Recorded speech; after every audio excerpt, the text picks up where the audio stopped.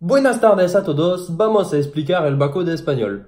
Voilà, les lunettes. Les lunettes, c'est pour le côté touriste, parce que oui, l'espagnol, j'aimais pas ça, et j'étais vraiment un grand touriste de la langue espagnole. Ça s'est peut-être entendu dans l'espace de quelques secondes comme ça. Mais bon, on va attaquer sans plus tarder aujourd'hui le bac d'espagnol qui a eu lieu ce vendredi 21 juin. Donc c'était la LV2. Donc deux textes, j'ai vu, j'ai lu, j'ai à peu près compris sur l'espagnol. Bon, bien sûr, c'est de l'espagnol. Waouh! Sur les œuvres d'art, Picasso et tout ce qui va avec, machin, naissance d'un nouvel art, waouh. Donc c'est la deuxième fois que je refais la vidéo parce qu'en fait la première fois j'ai lu les questions du sujet de langue vivante numéro un. Enfin je veux dire pardon.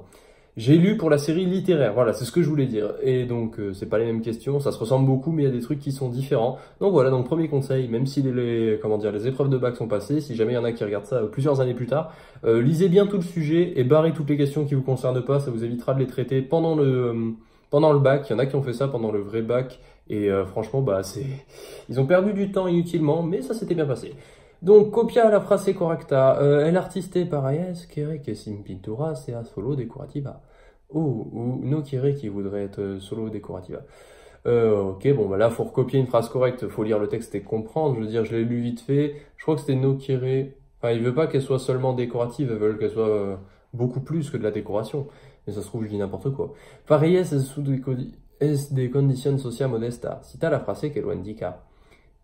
Payares quiere marcar una ruptura con la pintura traditionnelle. Ouais, c'est l'art du... Je pense que ça doit être la naissance du cubisme, peut-être.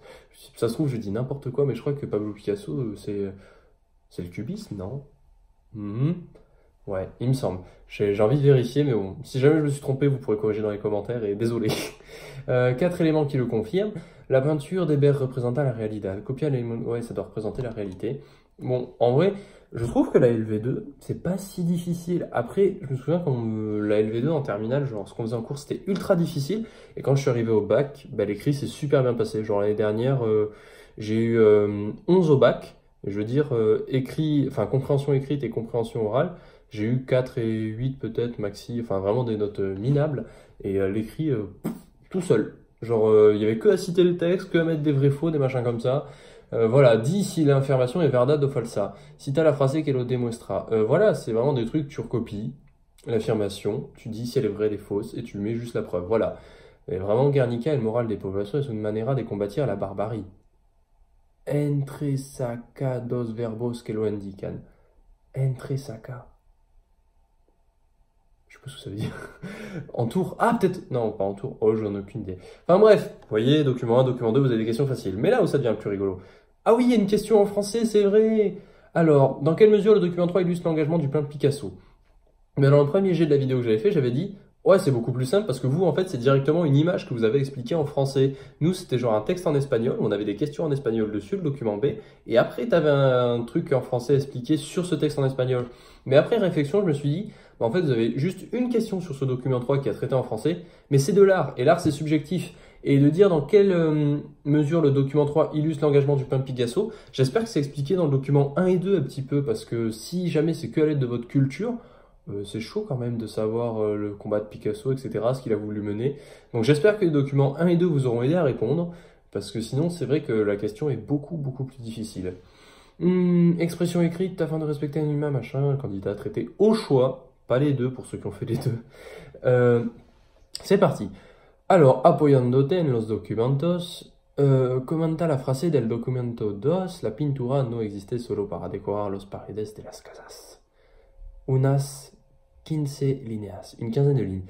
Di en qué medida los documentos in y uno illustran algunos aspectos de la notion lieu et forme de pouvoir. Il faut même pas mettre lugares y formas del poder. Non, c'était obligé de plus le mettre en français.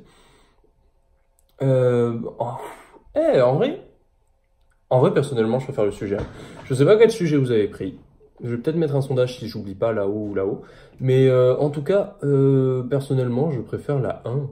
Genre, commenter une phrase et dire, voilà, c'est pas seulement de l'art, ça transmet un message. Bien sûr, tout ça en espagnol, c'est ça qui est le pire. Ça transmet un message, c'est de l'art, c'est pas juste une décoration. Il a mis du sien, il a voulu faire passer des messages. Enfin voilà, vous pouvez faire le discours classique de pourquoi l'art. Mais je pense que le sujet est plus philosophique et plus intéressant à traiter que dire Voilà, document 1, document 2, lieu et forme de pouvoir, tu fais la relation entre les deux. Voilà, bon, c'est juste un avis subjectif. Donc un compte rendu peut-être un peu plus rapide sur le bac d'espagnol. En même temps, c'est pas moi qui vais m'éterniser sur ce bac-là et qui vais vous raconter tout ce qui se passe en el baco d'espagnol. Et j'espère pour vous que la semaine de bac s'est bien passée. Il y a toutes les épreuves qui sont passées sauf une pour la majorité des filières. C'est celle qui aura lieu lundi, donc la SI ou la SVT. Je vous souhaite à tous de passer une bonne soirée, travaillez bien et on se retrouve demain. Ciao tout le monde.